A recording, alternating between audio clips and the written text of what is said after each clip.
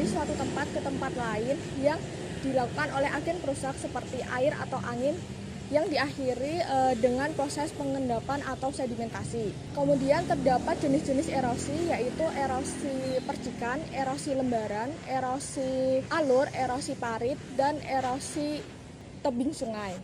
Nah, pada pengamatan yang kami lakukan di bawah jembatan Babarsari, kami menemukan 3 macam erosi, yaitu erosi alur yang sedang berkembang menjadi erosi parit, kemudian erosi parit, dan erosi tebing sungai.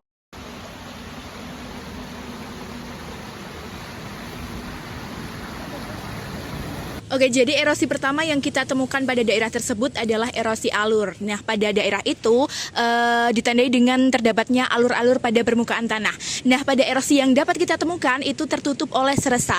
Nah, dengan perkiraan lebarnya itu sekitar 48 cm dan dengan kedalaman 20 cm. Menurut Profesor Sitanala Arsyad tahun 2010 dengan buku Konservasi Tanah dan Air, erosi yang dapat kita temukan tadi merupakan erosi alur yang berkembang menjadi erosi parit karena umumnya erosi alur itu lebarnya kurang dari 30 cm dan kedalamannya kurang dari 50 cm.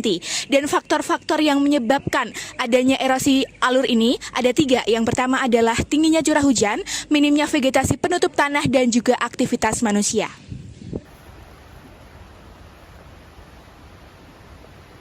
Erosi kedua berupa erosi parit.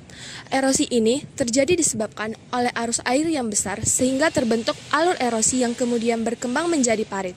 Hal ini berdampak pada cepatnya drainase air dan kehilangan tanah. Erosi ini juga ditandai dengan lebar lebih dari 30 cm dan kedalaman 50 cm sesuai standar ukuran erosi parit. Lalu, ada erosi tebing sungai.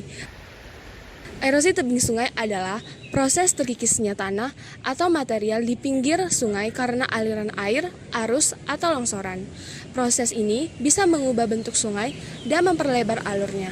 Penyebabnya bisa alami, seperti arus kuat dan jenis tanah yang rapuh, maupun akibat aktivitas manusia seperti penebangan pohon di tepi sungai, alih fungsi lahan, dan pembangunan terlalu dekat dengan sungai. Dampaknya meliputi hilangnya lahan pertanian, kerusakan infrastruktur, dan semakin meningkatkan kekeruhan air. Karena erosi yang terjadi pada lokasi pengamatan cukup besar, maka pendekatan konservasinya dapat dilakukan dengan 2 cara, yaitu mekanis dan vegetatif. Prinsip utama metode mekanis adalah memperlambat aliran permukaan dan menampung sedimen sedekat mungkin dengan sumbernya. Salah satu metode teknik yang dapat dilakukan untuk mengurangi erosi yaitu membangun check dam atau bendung pengendali. Check dam dibangun melintang pada area parit untuk menahan tanah yang terbawa air sekaligus memperlambat alirannya. Selain itu dapat dibangun selokan atau parit bebatuan agar air dapat mengalir aman tanpa merusak tanah. Teknik lain yang dapat kita lakukan sebagai upaya pendekatan konservasi dari area yang terdampak erosi adalah dengan teknik vegetatif. Nah, teman-teman tahu nggak sih apa itu teknik vegetatif? Teknik vegetatif merupakan kita mengandalkan peran dari vegetasi itu sendiri untuk melindungi tanah. Cara sederhananya adalah dengan melakukan reboisasi atau penanaman tumbuhan berkayu. Namun selain melakukan penanaman tumbuhan berkayu, kita juga dapat melakukan penanaman tumbuhan penutup tanah seperti jenis-jenis leguminase.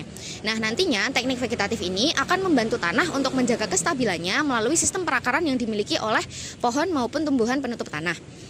Selain itu, pohon dan juga tumbuhan penutup tanah akan membantu mengurangi energi kinetik air hujan yang menghantam tanah melalui proses intersepsi yang terjadi pada tajuk pohon maupun tumbuhan penutup tanah.